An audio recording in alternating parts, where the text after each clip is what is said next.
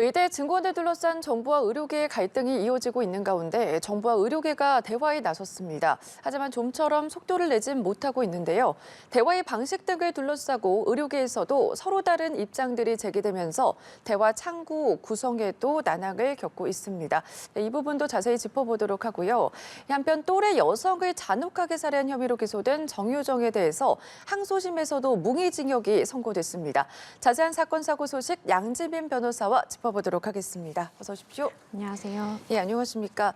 어제 우선은 한덕수 총리가 교육계, 의료계 인사들을 좀 만났습니다. 구체적인 해결 방향 여전히 나오지 않았죠? 그렇습니다. 구체적으로 어떻게 해결을 하겠다라는 내용은 딱히 없었지만 어쨌든 대화가 있었다라는 것에 의미를 두고 있습니다. 정부 협의체와 그리고 이제 일부 대학과 그리고 병원을 대표하는 대표단이 이제 만난 것인데요. 장소는 서울대 병원이었습니다. 대화 협의체를 이렇게 첫 시작으로 해서 확대해 나가겠다라는 것이 이제 정부의 입장인 것이고요.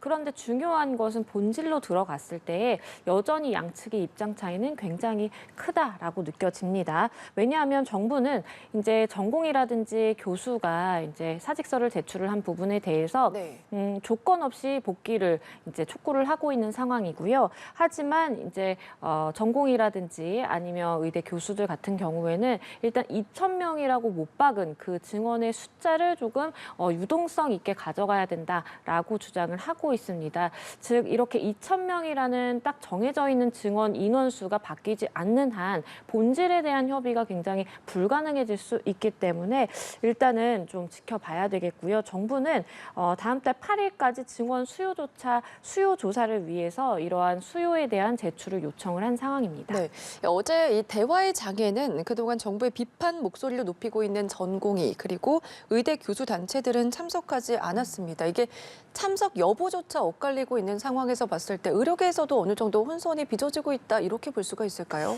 그렇죠. 왜냐하면 지금 이제 정부의 경우에는 사실은 딱 정부의 입장은 정해져 있는 상황에서 의료계와 대화를 이어가야 되는 상황인데 의료계의 창구가 지금 단일화되지 못하고 있는 것이 하나의 또 문제점입니다. 왜냐하면 이번에 이제 대화의 장에 참여한 사람들 중에서 사실 전공이라든지 아니면 퇴직서를 제출한 교수라든지 이런 사람들은 없었거든요. 그런데 가장 환자들과 만나는 접점에서 지금 가장 강경하게 조금 행동을 취하고 있는 사람들이 전공의와 의대 교수입니다. 그런데 이제 그러한 사람들의 입장을 대변할 수 있는 어떠한 대표단이라든지 그러한 협의체가 좀 일원화돼야 된다라는 목소리가 계속 나올 수밖에 없는 상황이고요.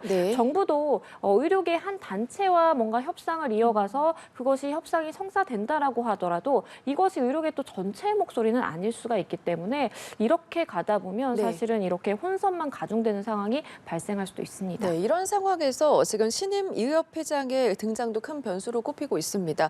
단 한 명의 증언도 필요 없다. 그동안 이렇게 주장을 해왔는데 자칫 지금 의료계에서 혼선을 빚고 있는데 이게 더 강화될 수도 있지 않나 이런 생각도 들거든요. 그렇죠. 왜냐하면 더 강대강의 상황으로 갈 수도 있겠다라는 좀 우려가 나옵니다. 왜냐하면 이번에 당선된 이 이면택 차기 의협 회장의 경우에는요. 정부가 2,000명을 증언을 해야 된다라고 이야기를 하지만 오히려 단 한 명도 증언하면 안 되고 오히려 의사수를 줄여야 된다라고 주장을 해왔던 사람입니다. 그리고 더불어서 정부가 지금 고수하고 있는 필수 의료 패키지에 대해서도 백지화를 해야 된다라고 주장을 하기 때문에 사실상 정부가 가지고 있는 어떠한 입장과 의료계에 대한 그러한 방침과 정반대되는 입장을 고수해온 인물입니다. 그래서 사실은 이제 정부와 지금 의료계가 강대강 상황으로 가고 있는 상황에서 이러한 갈등이 조금 더 심화될 수도 있겠다라는 우려가 나오고요. 일단은 총파업까지도 사실 공약으로 내걸고 언급을 해왔던 사람이기 때문에 좀 추이를 지켜봐야겠습니다. 네, 이런 가운데 의대 교수들의 사직서 제출 행렬 계속 이어지고 있는 상황이고 정부는 여기에 대해서 증언 여부와 규모가 협상 대상은 아니다. 재차 강조를 하고 있습니다. 이대로라면 어떻게 좀 흘러갈까요? 정말 좀 어려운 상황이 생길 수도 있겠죠. 왜냐하면 교수들이 지금 사직서를 제출을 하기 시작했고 네. 이러한 움직임이 지금 전국 단위로 퍼져가고 있는 상황이거든요. 아직까지 사직서가 이제 수리되지는 않았습니다. 그렇기 때문에 교수들이 이러한 의료 현장을 아직은 떠나지는 않고 환자 곁을 지키고 있는 상황인데 만약에 사직서가 수리가 돼서 전공의들 이미 현장을 떠났고요. 의대 교수들도 현장을 떠나게 되면 그때에는 정말 의료 체계가 붕괴될 수도 있는 것입니다. 네. 그렇기 때문에 사실은 이제 정부는 5월에 2,000명 증원에 대한 절차 마무리를 하겠다라고 지금 강하게 입장을 밝히고 있는 상황이고 여기에 더불어서 전공의들, 그러니까 현장을 떠난 전공의들에 대해서도 일단은 명언어 정지 처분이라든지 이것에 대해서 조금은 유동적으로 하겠다 이렇게 유예 입장을 지금 밝힌 상황인데 이것이 이제 좀 틀어지게 된다면 정말 전공의 이 사직서 제출을 한 사람이라든지 현장을 떠난 사람에 대해서 대규모로 행정처분이 일어날 수도 있겠다는 생각도 듭니다. 알겠습니다. 다음 사건 넘어가 보겠습니다.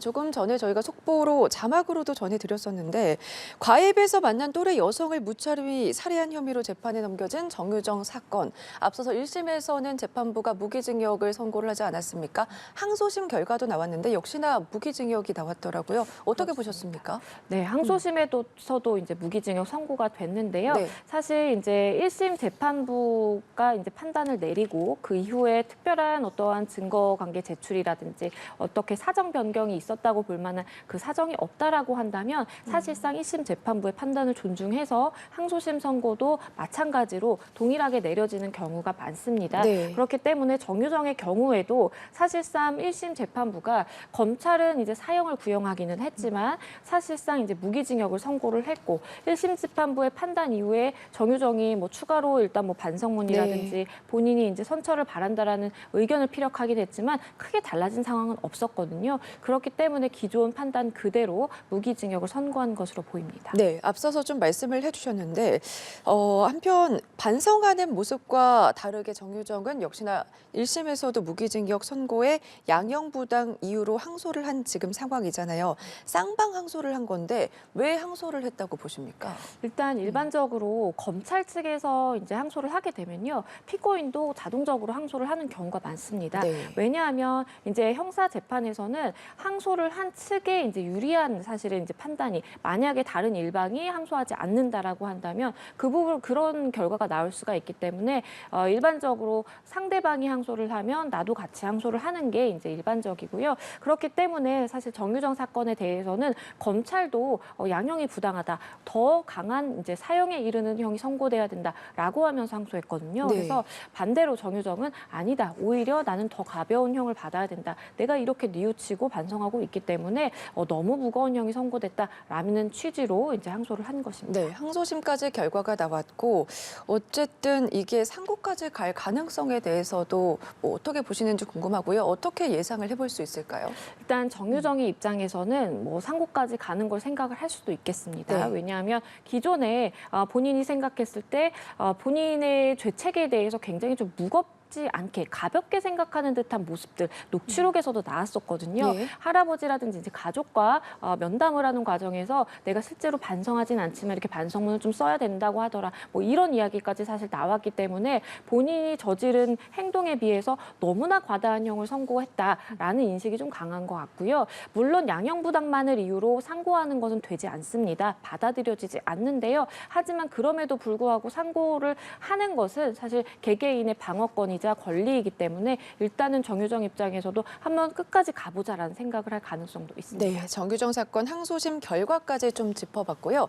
저희는 다음 사건으로 좀 넘어가 보겠습니다. 좀 황당한 사건인데 60대 여성이 정보지에 결혼할 남성을 구합니다라고 썼었고 남성들이 연락을 하자 오히려 고소를 했더라고요. 그렇죠. 이게 2019년 9월부터 2022년 9월까지 이 여성이 정보지에 결혼한 남성을 구합니다 라면서 이제 글을 올리게 되고요. 네. 실제로 일부 남성과 교제를 이어갑니다.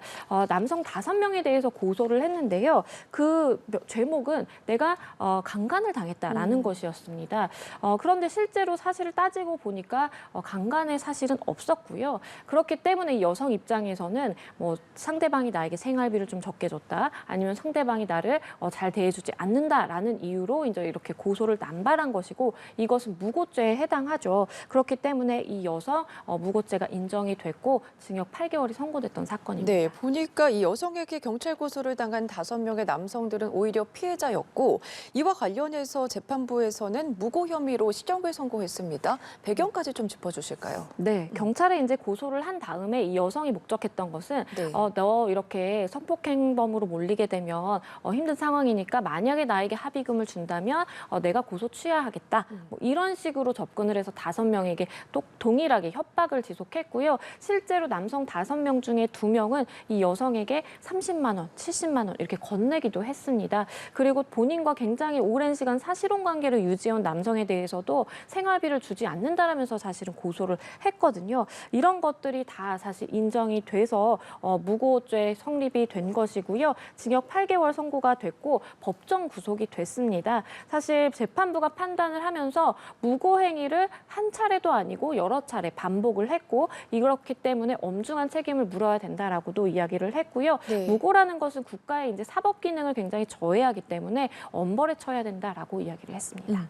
최근에 보면은 허위 성범죄 고소 급증에 무고죄 고소도 증가하고 있는 상황이거든요. 지금 실태 어떻게 바라보십니까? 일단은 허위 성범죄로 이제 고소를 하는 건도 늘고, 네. 그러다 보니까 내가 억울하게 성범죄 범죄자로 몰린 사람 입장에서는 당연히 무고죄로 고소를 할 수밖에 없는 것입니다. 하지만 여기에 동반해서 일어나는 현상이요, 실제로 일단은 무고죄로 고소를 하는 것이 그 자체가 거짓인 경우도 있습니다. 네. 그러면 쌍방이 무고죄로 서로 고소하는 경우가 생겨요. 그래서 일단은 본인이 억울함의 표현으로서 이렇게 고소를 하는 경우가 있는데요. 그게 아니라 실제로 무고 행위가 있어야만 무고죄가 성립을 하는 것이고요. 만약에 무고죄가 성립이 된다면 10년 이하의 징역 또는 1,500만 원 이하의 벌금에 처한다라고 되어 있기 때문에 굉장히 가볍게 볼 범죄는 아니라는 거 꼭 기억하시면 좋겠습니다. 알겠습니다. 오늘 말씀 여기까지 들어보겠습니다. 지금까지 양지민 변호사와 함께했습니다. 고맙습니다. 감사합니다.